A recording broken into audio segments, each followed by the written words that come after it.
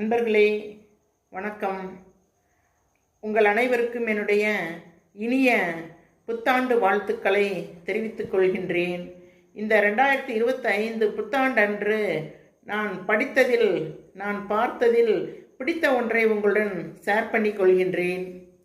உன்னை தாண்டி உன் மனதை காயப்படுத்த ஒருவனுக்கு துணிச்சல் இருக்கும்போது அதையும் தாண்டி உன் மனதை சந்தோஷப்படுத்த உனக்கு தைரியம் இருக்க வேண்டும்.